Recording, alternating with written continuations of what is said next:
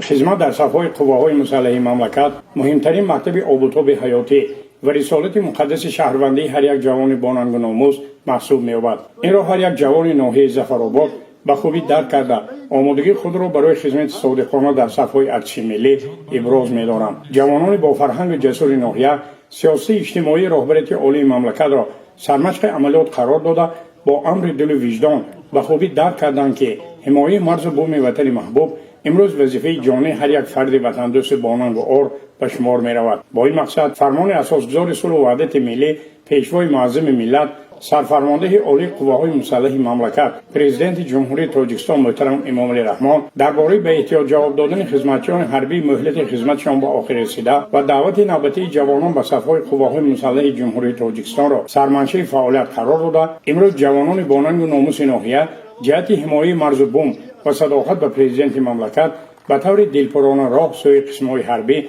و جزو تام‌های ارتش ملی گرفتند. طول یک سال است که در دیدبانگاه سرحدی سیمی کمانداتوره سرحدی ظفرآباد خدمت مادر وطن دارم. افتخار از پیشوای معظم ملت پرزیدنت جمهوری تاجیکستان محترم امامعلی رحمان میکنم که برای ما جوانان که در صف قواهای مسلح جمهوری تاجیکستان خدمت کرده ایستاده‌ایم تمام شرایط‌های حاضر زمان آن مهیا نمودند. خدمت در صف قواهای مسلح جمهوری تاجیکستان قرض شهروندی هر یک جوانمرد بوده. برای صداقت و خلق خود و روبر دولت باید خدمت مادر وطن را ادا نماییم. دعوت شدگان شاد و مسرور از اقبال نیکشان از کمیسریت حربی ناحیه تا خیابان نشان دولتی راهپیمایی کرده زیر شعارهای تاجیکستان و پیش ما پیروان پیشوای ملت هستیم.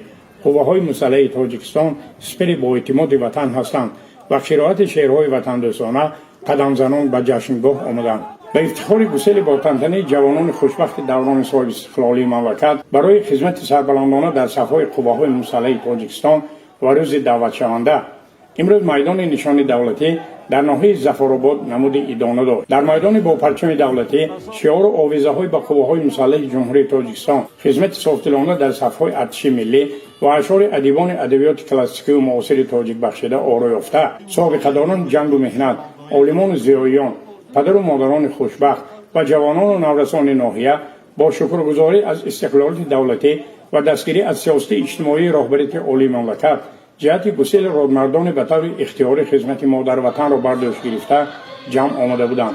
در همایش متمتن مسئولین مقامات محلی حاکمیت دولتی ناحیه نماینده پدر و مادران نوسکران و جوانان شجاع اقدام نجیب نوسکران را بابت خدمت سربلندانه در جزو تام‌های ارتش ملی از رشد معنویات و دستگیری عملی دستور هدایت‌های آینده‌ساز سرفرمانده عالی قواهای مسلح جمهوری تاجیکستان گنرال ارتش محترم امامعلی رحمان ارزیابی نموده اقدام وطن دوستانه جوانان شجاع دلیر و سرسپرده ناحیه را اثبات عمل شوی دستور هدایت‌های حکومت مملکت ارزیابی و به نوسکران در خدمت منبعده صادقانه بر نفع وطن کامیابی‌ها تمنا کردم. من خودم را مادری خوشبخت می‌حسابم که فرزند عزیزم اختیاراً به صف قواهای مسلح جمهوری تاجیکستان دعوت شد و شکرانه از آن میکنم که وطن ما آباد و آسایشته است. این همه آرامی تینجی البته با سعی و تلاش پیشوای معظم کشورمان پرزیدنت مملکت محترم امامعلی رحمان می باشد. من به همه دعوت شوندگان فرزندان عزیزم پیش از همه نیروی قوی صحت و سلامتی و بگذار در قلب آنها مهر و محبت نسبت به وطن عزیزمان سرشار باشد. در همایش ذکر گردید که حفظ وطن، حمایت منفعت‌های دولت، تحکیم استقلالات دولتی و اقتدار مدافعی آن رسالت مقدس و قرض شهروندی هر یک جوان باننگ و ناموس است.